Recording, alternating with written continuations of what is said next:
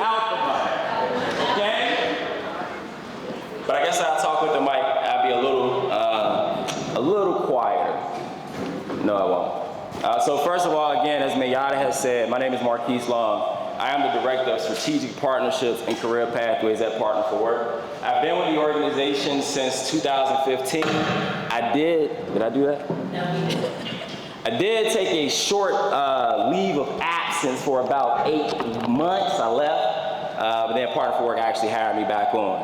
But I'm excited to be here today. I hope you all are excited to be here today. So a couple of things I heard Mayada say. One, there was like a bunch of fours that you were supposed to do.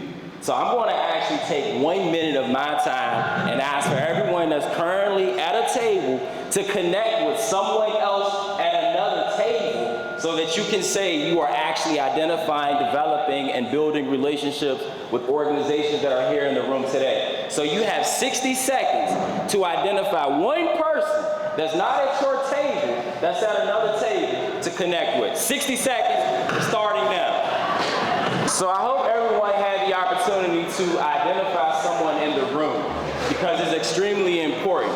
So I'm originally from Virginia, but I've been in Pittsburgh since 2009. And the one thing that I have learned about Pittsburgh is that it's probably one of the most, Allegheny County, let me say it that way, one of the most resourceful communities that I have ever seen in my life. But with that, it's also a very disconnected community and county.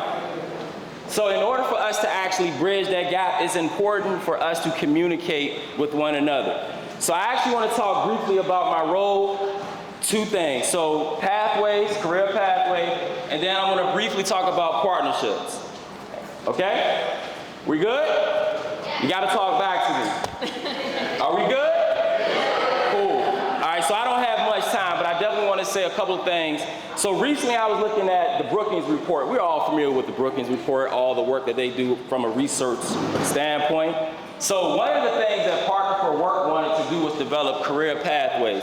Mayada and her youth team, Andy and his adult team, they have already been thinking about what career pathways look like for the individuals that are coming through our programs, that are receiving our services. So the one thing that I wanted to highlight was one thing in this report that the Brookings had. Individuals that were 29 years of age that came from a disproportionate community or disadvantaged community, that 52% of those individuals were making $7.25 an hour based on this report. So think about that again. At the age of 29, they were making $7.25, 52%. Only 11% of them were making more than $15 an hour. Now I'm gonna ask y'all a question. Is $15 an hour enough for you to survive? So think about those 52% that are making $7.25 an hour, having to work 14 jobs, having to work 1,000 hours a week in order for them to survive, in order for them to be able to provide for their families. So as we start to think about what career pathways, we want to try to bridge that gap. So with some of the Brookings research, they found that individuals at the age of 23, there was a connection.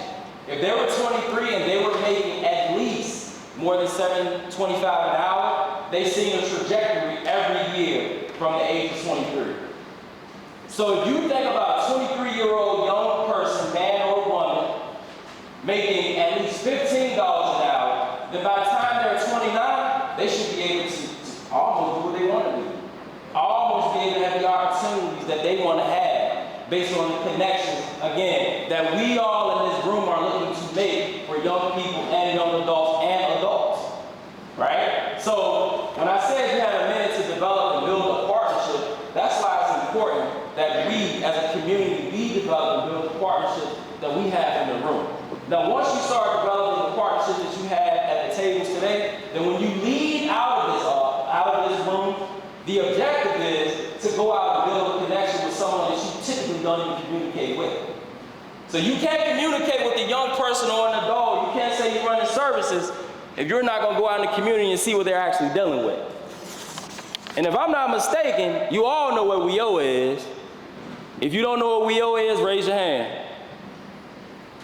And in WIOA, it it talks about partnerships. It talks about developing partnerships with the WIOA partners and with other community-based partners. You all are partners in the room, so the objective is to develop and build partnerships. All right? Benefits to having partnerships. Can anybody tell me one benefit to having a partnership? One, just one, all I need is one. Any takers? I'm gonna call on somebody.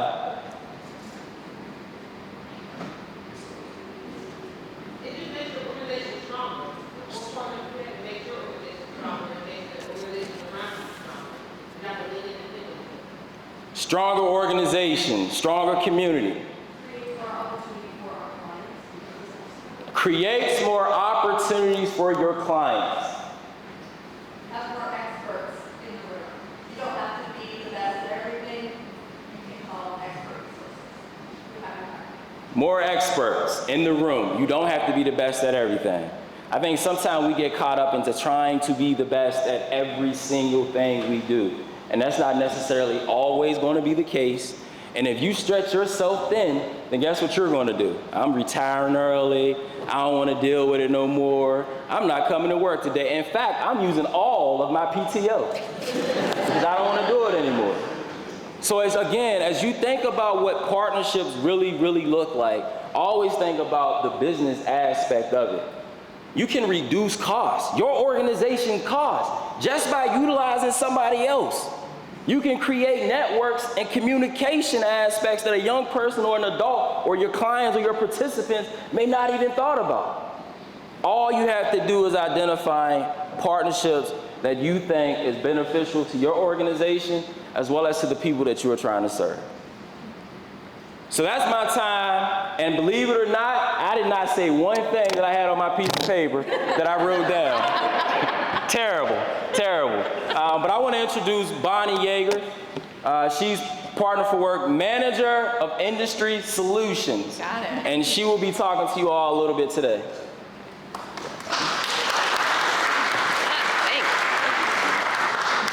You know, at first I was worried about being upstaged by these beautiful hawks that keep flying right out of the windows, and then Marquise got up here and presented. I'm like, man, I am not going to be as dynamic as that, but I am really happy to have an opportunity to talk to you guys a little bit today about my role at Partner for Work and our industry partnerships and strategy team and the work that we're doing on a regular basis.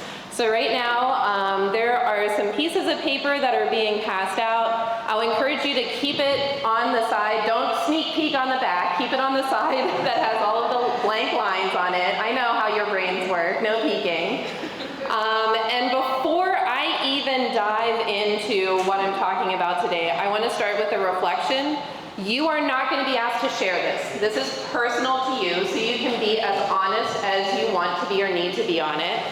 And I'm going to ask you 4 questions. So give a minute. Does everybody have, raise your hand if you do not have a paper yet. Okay.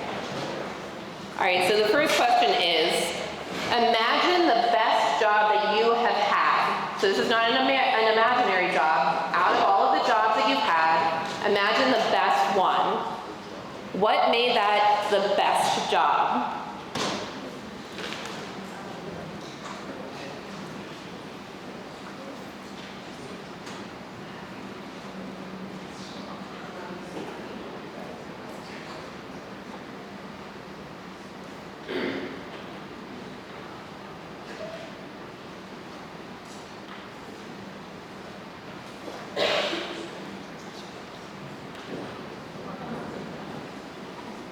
Finish up that thought.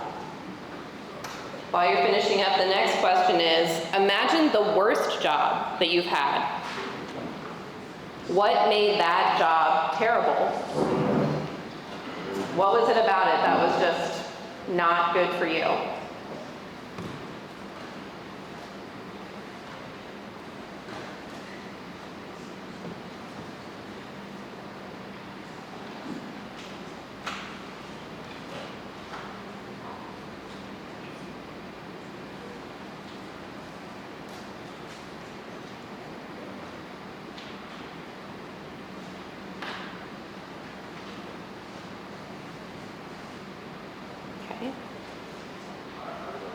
The next question, have you ever left a job? Probably most of us in this room have. Not, not for a negative or positive, just for any reason. Have you left a job?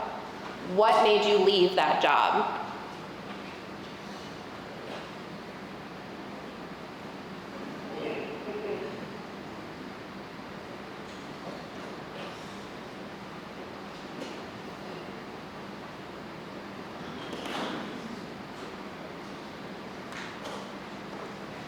And then the last one is, what aspects of your job now allow or entice you to stay? What are the aspects of your current job that allow you to stay or entice you to stay?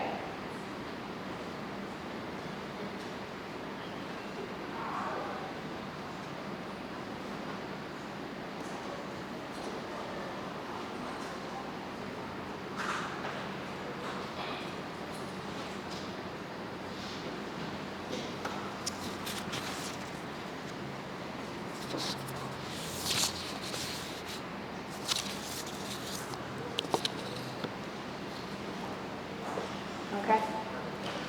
You heard my role introduced as the manager of industry solutions. What that really means is that I lead Partner for Work's efforts around job quality. And what you just reflected on are the beginnings of your personal definition of job quality. The very first thing often that I get asked whenever I say that I'm working on job quality is, well, how do we define job quality? And it is so difficult to answer that because it is extremely complex. There is no simple answer to what is job quality. It is nuanced to each individual person. What you have written down on your paper, if we looked, we're not going to do this, if we looked and compared people's papers around the room, they're all different. None of them are exactly the same. We probably would see some trends though. There are some general things that allow or entice people to stay in their jobs. There are things that make jobs good, there are things that make jobs bad, but really it's unique to individual people. So one of the things that I like to drive home is that job quality is complex, and the goal is not to make every work environment exactly the same.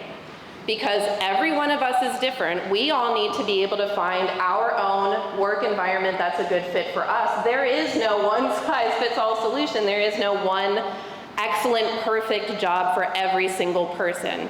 So we do want a system of employers that offer a whole range of different workplaces, but with some bare minimum, I shouldn't even say bare minimum, but with some minimum trends of job quality that allow people to actually live their lives and be fulfilled through their work.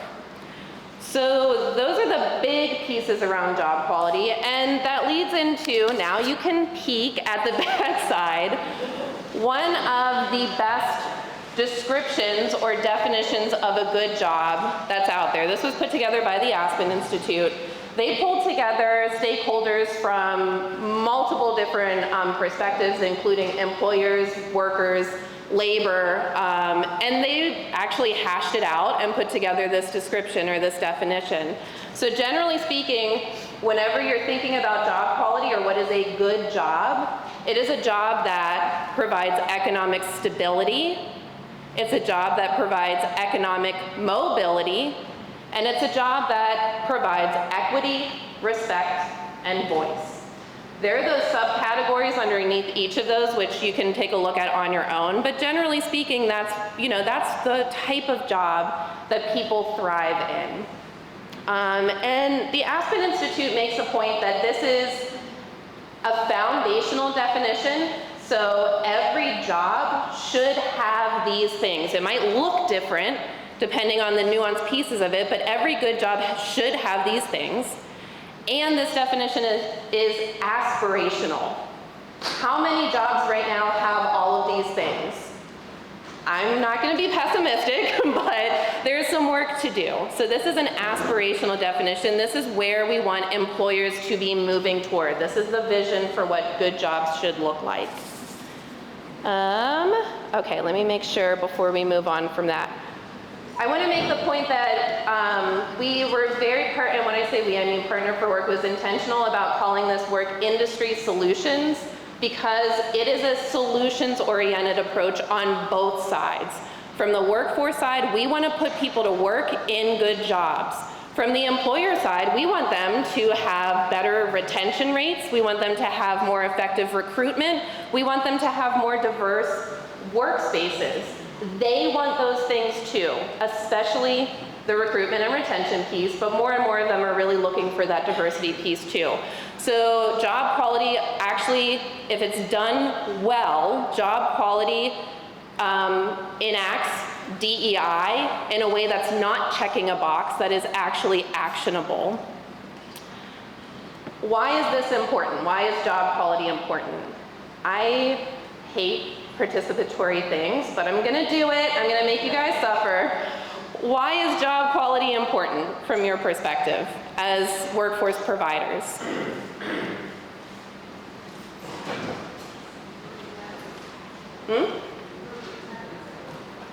Yeah, improves attendance, improves retention. What's one of your performance metrics for job seekers? Retention rates, right? If you're placing somebody into a job that has higher quality, they are going to stay in that job longer. It's better for your outcomes. I would say the same thing for recruitment, actual job placement. It allows job quality done well, allows more people to have access to the job. It makes it more equitable. Any other thoughts from the provider side? It furthers like organizational mission. So for example, for us, we're in communities on our mission, and this would certainly do that. Absolutely. Job quality strengthens the community as a whole. Our local economy benefits from higher quality jobs. We're in a region where we have a very large percentage of older individuals, so projecting way out into the future, we're going to need to entice people to move to Pittsburgh. How do we do that? By having more high quality jobs to actually get people to move here. So it's good for the community, it's good for our economy, like generally speaking. Yeah. I already talked a little bit about the benefits for employers. I'm really glad that we talked about the community piece already. And then for the human beings that we serve, the people who we call job seekers or training participants, those human beings, job quality means everything to them. It provides their family financial stability. It gives them an opportunity to advance in their careers. It helps with mental health, and it allows them to recover from trauma. Like, we know that job quality, for example, for a person in recovery, having stable work is a huge benefit to them. It actually helps them stay in recovery. So this is something that affects all of us in this room. We all benefit from job quality on some front. Every single person that we work with, they deserve and they want job quality as well. So that leads me into talking a little bit about what we've done so far. I already said job quality is very complex, so how do we actually help employers improve the quality of work or provide more good jobs? There are some tools that we're working on bringing together and building out. If you open up your sheet, I really don't have time today to go into all of these, so I wanted to give you an overview of what you have available to you right now. So if this is something that you're interested in diving deeper into, there is a QR code on the very bottom corner. That's where all of these resources are linked from our Industry Solutions website. So if you're curious about any of these, they are directly linked on there. Some of them are downloadable PDFs. Some of them take you to the site where you can actually download them. So the overarching really great job quality framework came out of the joint Departments of Commerce and Department of Labor. They worked together to put together this toolkit that came out about a year ago at this point, and it lists 8 drivers of job quality. This is what I talk about as like the umbrella. These are the job quality trends or pieces that generally help most individuals who are employed. Some of this stuff we're already doing. So like on the pay front, pay is one driver of job quality. Whenever we have requirements around family sustaining wages, even though we know that that's not enough, but that is one way to encourage employers to offer better pay to program participants. Skills and career advancement, all of the training programs that we connect individuals to, that's some work that's already being done in the job quality front. It's making those jobs more accessible to individuals. So those are kind of the umbrella 8 drivers. And then it's really important to also recognize that certain priority populations, certain human beings, really do need and benefit from more nuanced job quality interventions. So that's where things like our family supportive workplace practices come in, our recovery friendly workplace practices, and our reentry supportive workplaces. Those 3 job quality guides were developed in-house, and those are listed on the website as well. And there's more coming. So I'm sure that eventually we'll have a workplaces guide for youth, for mature workers, for immigrant, refugee, and foreign-born individuals. This is very much in process right now. So this is what we have so far. And we're interested in making sure that we connect with you guys to build out more of these tools and to identify additional priority populations that really deserve the attention of some nuanced job quality guides. I want to point out that this work is now recognized by TEGLE. So TEGLE 722 came out a couple months ago, and it is the Increasing Employer and Workforce Systems Customer Access to Good Jobs, TEGLE. It's a mouthful. So this work is recognized and supported by WIOA. We have some ground to stand on whenever we're pushing this forward with employers. That is what we have so far. I'll briefly mention that there's a lot still to do. So some of the things that we're really interested in continuing looking forward is, I already mentioned this, building out additional guides for priority populations that we don't already have them for. A lot of the internal work that we're doing is taking these job quality guides. They're very actionable. They have like written out, employer, do this, do this, do this. Well, we need to be able to support them and tell them how. So just like we talk about training pathways for individuals to get into employment, we need implementation pathways for an employer. So in-house, a lot of the work that we're doing is looking at these drivers and saying, what are the pathways through our public workforce system? So a lot of that is in skills and career advancement, hiring and recruitment and hiring. Some of this stuff, we as workforce professionals really don't have any business being the technical assistance advisors on. So things like benefits, we can talk to an employer about the types of benefits that are really great, but we're not benefits brokers. So we need to be able to connect them with organizations that can actually help them implement some of these practices. So that's a lot of the work that we're doing, is identifying both locally and nationally who are our partner organizations that we can connect employers to implement in a meaningful way. And then the biggest one is figuring out, once we have a much clearer understanding of who in our region is offering good jobs, how do we intentionally connect our program participants to those good jobs? That is the most important piece. That's the whole goal of all of this. We want to make sure that our program participants are the ones getting into good jobs. That is a big question mark. We need to do a lot of systems work in order to make sure that that turns into a well-oiled fine-tuned machine. And that's where we really, that in other areas, we really are going to be doing a lot of collaborating on that front. So that's where I'll stop the industry solutions job quality piece. Are we doing questions at the end? Yes, at the end. Okay, hold on to your questions. Use your paper to write them down. But I'm happy to answer questions, and I will say that if anything comes up later on, my contact information is on the website too. Please reach out to me with anything and everything. This is my job. This is what I'm super passionate about. So never feel like you're bugging me, even with the smallest thing. I'm really happy to connect and talk about it. The other topic that I wanted to spend a little bit of time talking about today is our industry partnerships work, which dovetails with industry solutions, but Partner for Work has been doing industry partnerships for longer. There is a handout in your folder. I believe it looks like this.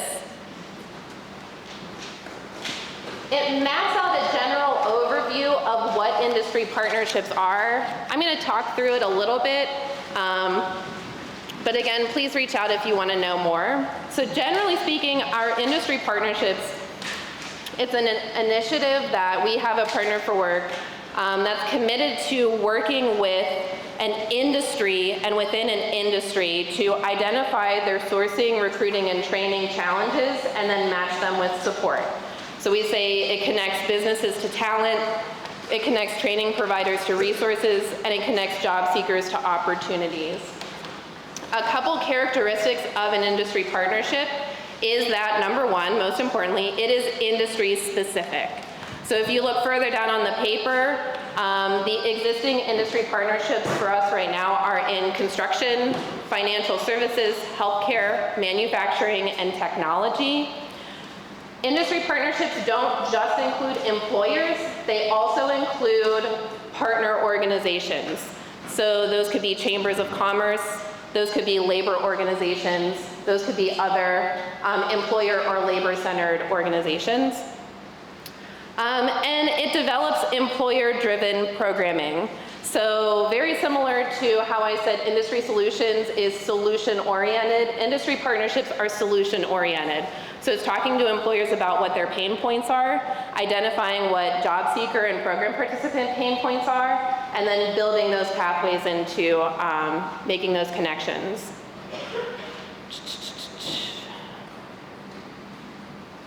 Okay. I am not going to spend too much time going through the objectives. I think they're pretty self-explanatory, just making sure that there's not anything in particular.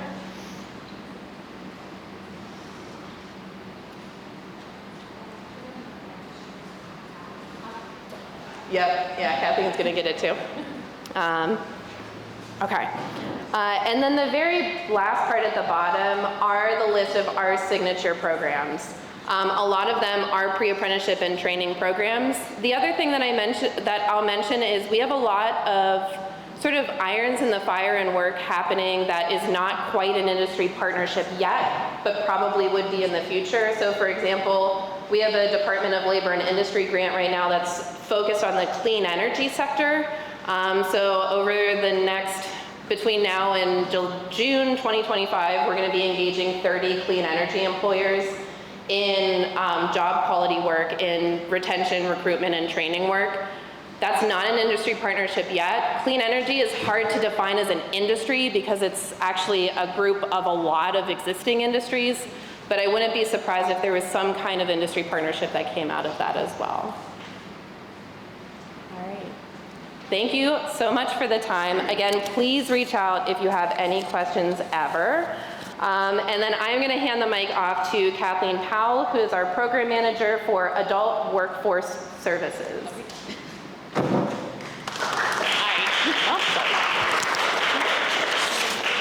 Hi, my name is Kathleen Powell. I am a program manager, and in that role, I work with Andy supporting our Title I services at PA CareerLink. So, days. One of my passions since I started at Partner for Work about 2 years ago was to expand our offerings of work-based training. When I was a provider and we spoke to employers, how many employers would say, if I get somebody with the soft skills, I can teach them the hard skills? Have you guys heard that before? Great, because work-based training is how we say, great, we'll take you at your word for that. It is a family of training tools provided in the Workforce Innovation Opportunity Act focused specifically on adult and dislocated workers. So this is where we have done a lot of our work this year, and then I want to talk to you in a minute about how we can expand that out to participants who are not adults and dislocated workers. These trainings should do two things. Number one, it can support employers as they bring on new employees. The first 6 months can be really expensive, especially for a small employer. They will spend a lot of time training and a lot of time in increased supervision of a new employee. We understand that, we recognize that, and we offer support in the terms of money, of wage reimbursement, of paying training costs, as a way for employers, especially small employers, to expand their offerings. Additionally, we provide support to customers in their first 6 months on the job. First 6 months is a time of high job loss. So if there is additional support in terms of supportive services or a connection or somebody to talk to about pain points, we can increase the retention. It also should provide knowledge and skills to the full performance of the occupation, making somebody qualified to do this job in a high priority occupation or an in-demand industry. So again, this is done by reimbursing the employer for costs of providing training and supervision. So there are 4 main types that I'm going to talk about, and the first is apprenticeships. So at Partner for Work, apprenticeships are handled in collaboration between the program team and the industry partnership team, where Edgar and David, if you guys know them, you know them, they're wonderful. They spend a lot of time talking to the state, spend a lot of time getting apprenticeships approved on the ETPL to become registered so they can be supported in the long term by the public workforce system. Then it comes down to the program team and we're like, okay, how do we put this into action? Currently, we are operationalizing a CNA apprenticeship with UPMC. So very soon, somebody, a young person who is interested in the field of medicine, an adult looking to transfer their career into this high demand occupation with the biggest employer in our region can come on to a job, start getting paid day 1, and have training as they learn and are paid. We love apprenticeships. The second and most common type is the on-the-job training. You'll often hear all of work-based training get called on-the-job training because we have done it most frequently. Until last year, I don't think we had done anything other than OJT in a number of years in Allegheny County. These are rather off-the-shelf options. They are limited to one employer, so it's an individual connection between PA CareerLink or Partner for Work and an employer. This is very specifically wage reimbursement. For a larger employer, we would reimburse about 50% of the wages.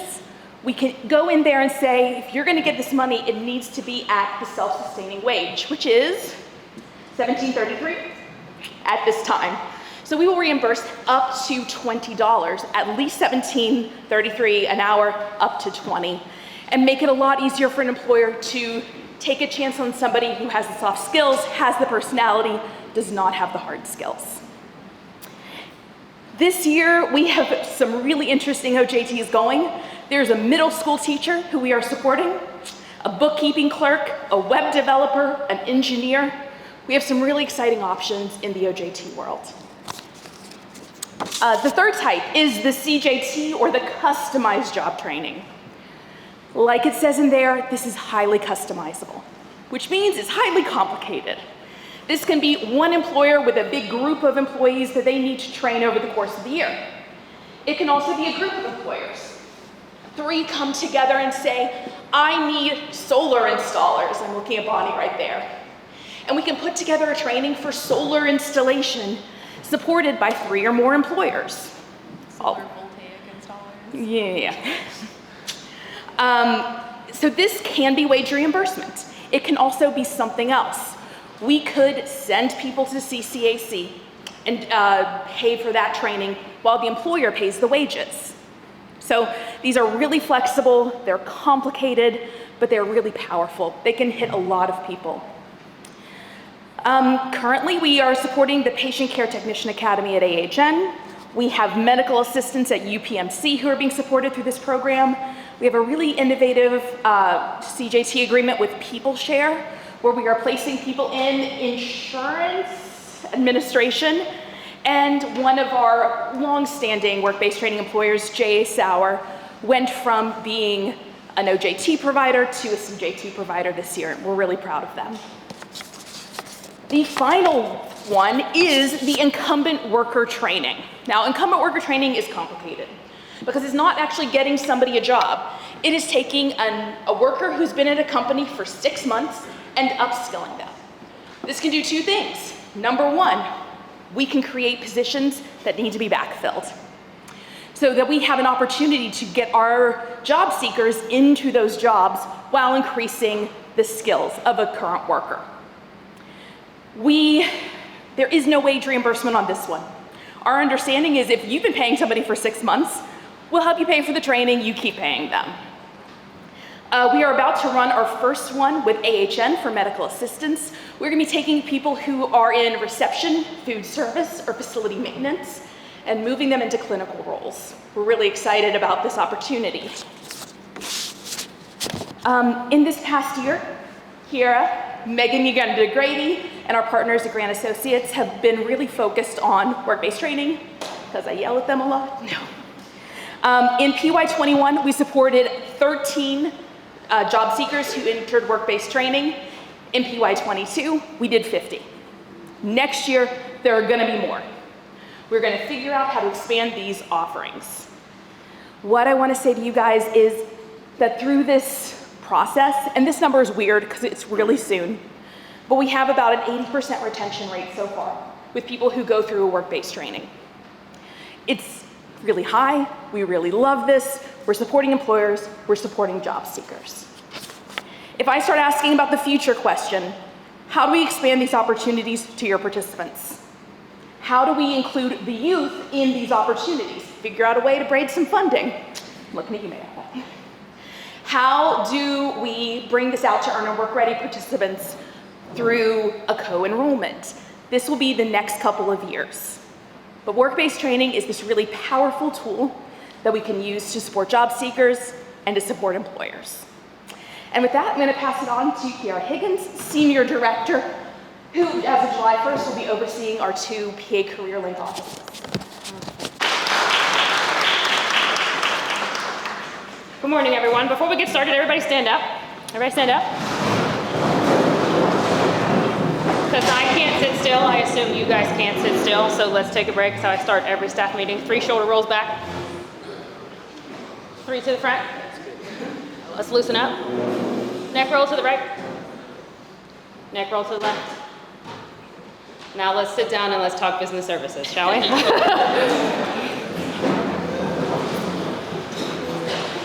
Something that has been, actually, Mayada said something this morning that changed exactly what I was going to say here. We're all employers in this building. How many of you have an opening right now? Raise your hand. How many of you have an employer profile in the PA Career Link system? Shame. So I think one of our goals was to make a connection before you left. If you have an opening, you need to contact me. One of the things that I'm super passionate about is we push the workforce system, but as a collective unit, we don't use the workforce system. So brief educational component is that the PA Career Link system is a self-service portal. Job seekers can look for you, and you can look for job seekers. So if you have a position, it needs to be posted. What does that mean? Give me a call and I'll get you to the right person. But you could go to pacareerlink.pa.gov and click the employer button and it'll prompt you to see if you have a profile. It is a process. So reach out to myself, Lisa Marie, reach out to either one of the CareerLink offices and we'll help you get set up. That is the one thing that I can guarantee that I can support you with. If you are hiring, we will get you the exposure or support the exposure. Second, if you are not connected to PA CareerLink Pittsburgh on socials, please connect with PA CareerLink on socials. We broadcast our events a month in advance and then share the resources of other organizations on those platforms. So those are my 2 action items that we can take care of. And we'll help you through the logistics. It's really not that complicated, but it's second nature to us, so you don't have to worry about being the expert in the CareerLink system on the page. That's what we're here for. So a little bit about me. I have been in the workforce system here for 7 years. I joined business services. I came into this from corporate recruiting. Anybody ever shop at Gap, Banana Republic, Athleta, Old Navy? I was a recruiter for them. I got to go to job fairs and wear cute jeans and cardigans and things like that. And then I got promoted to be the customer experience manager. So when you come into a store and you're pissed, I was the person you had to talk to. So I think that really equipped me to work with employers. And I'm really super passionate about the work that we do across my team and in this region. But what does business services mean? I'm sure we all do some type of business services, but for Title I, business services is outreach and engagement, PA CareerLink system education, labor market industry information and trends, recruitment services, and training services, which Kathleen just covered. So all of those things we do, and we can partner with you to help you do that. I think the PA CareerLink system is known as the black hole, right? You send someone or you tell someone to go to the CareerLink system and you have no idea. If there's one thing I care about, I want to change that for your organization as far as I am concerned. So I'm going to give you some options.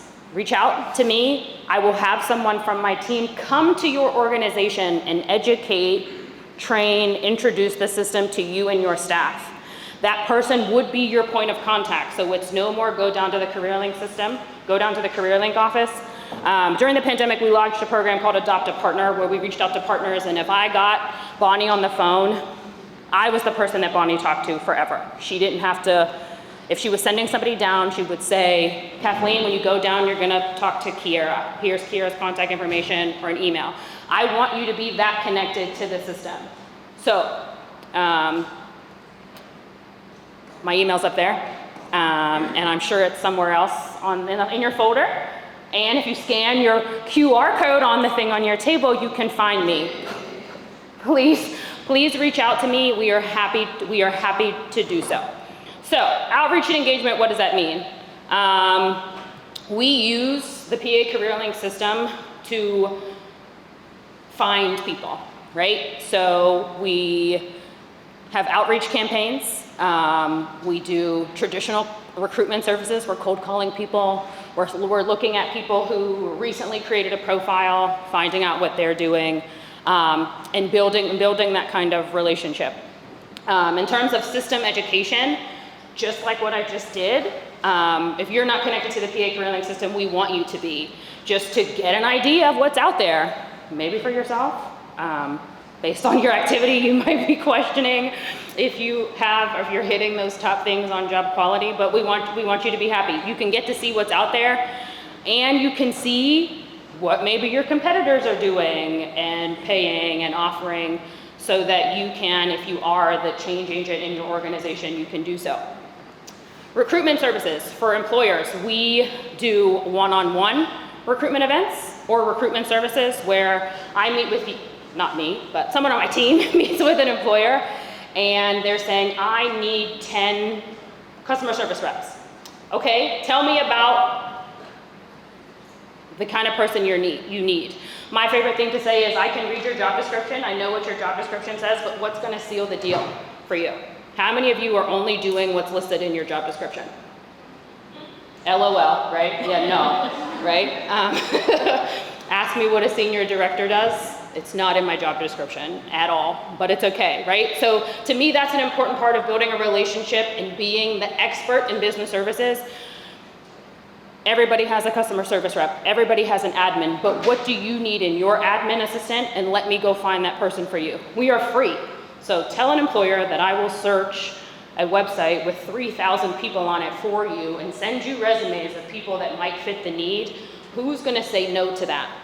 But that same thing applies to you. Let us help you engage, find talent, and find opportunities for the participants, the people that you serve. So one-on-one recruitment we do, large-scale job fairs we do, and I want to say, Mayar and I were talking about this over coffee and wardrobe this morning. We are happy to bring a job fair and employers to your organization. If you have people coming to you, let us bring it to you. We do it all across the community. Sometimes we set up interviews for employers at their own site, meaning we're in the lobby and our people are checking in with us for their interview upstairs at 11. We're making sure that you're there, and if you're not there, we're calling you. There are no, and as far as I'm concerned, there are no limitations to how we can partner, but let us help you. There's a lot to do. I'm sure you guys have great employer relationships that adult dislocated workers can benefit from. I'm sure we are serving some of the parents of some of the young adults you were serving. Let's serve them together. There were some questions yesterday. I know you're giving me a warning, but can I keep going? Okay. There were some questions yesterday about wages. Kathleen touched on that the self-sufficiency wage is $17.33 right now. That is part of our engagement process. We asked employers how much you're paying. A lot of times, obviously, the person we're talking to is not the person that can make that decision.